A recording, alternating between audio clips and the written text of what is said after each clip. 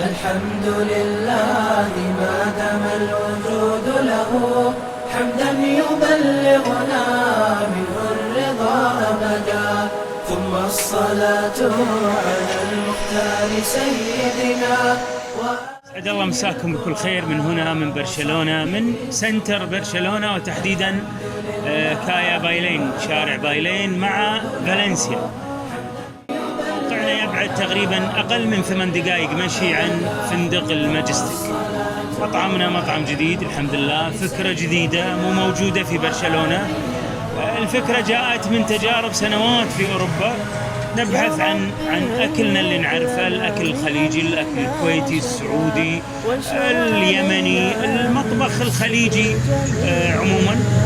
وافتح لنا منك فتحا غير منقطع، واجعل لنا فرجا وابعث لنا مددا، وسهل الصعب من خير الأمور، وكن لنا معينا على الطاعة مسلما. مطعم يقدم لحم فريش، دجاج فريش، عصاير فريش، ما يستخدم مثلجات، حلال 100%.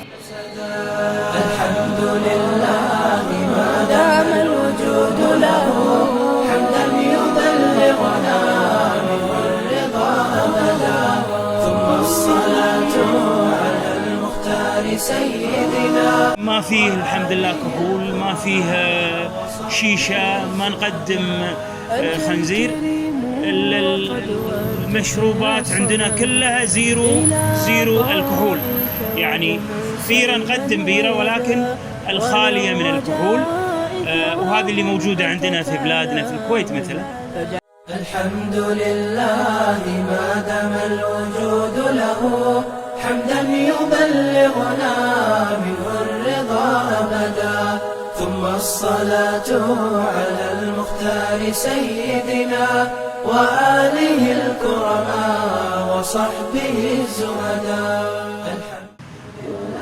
قدم المأكولات الكويتية، مكبوس اللحم، مكبوس الدجاج، مطبق زبيدي، مرقة السمك، موش الربيان، تشريب اللحم، الريوق العربي، الفول، الشكشوكة، المندي، المضبي، كل ما يفتقده السائح الخليجي في برشلونة.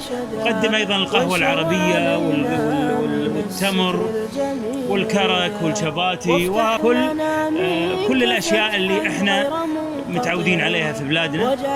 نرحب في الجميع.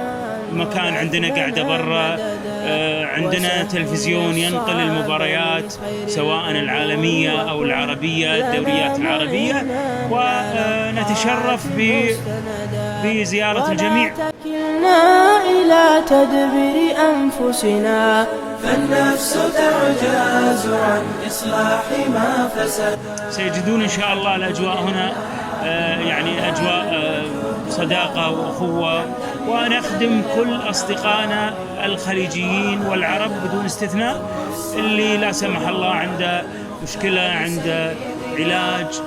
وهذه احنا بما أنه احنا أسرة واحدة، لذلك أي خدمة حتى لو كانت خارج نطاق عملنا نتشرف بأن احنا نلبيها بحسب قدراتنا. أهلا وسهلا بالجميع في مطعمكم ليوان برشلونة.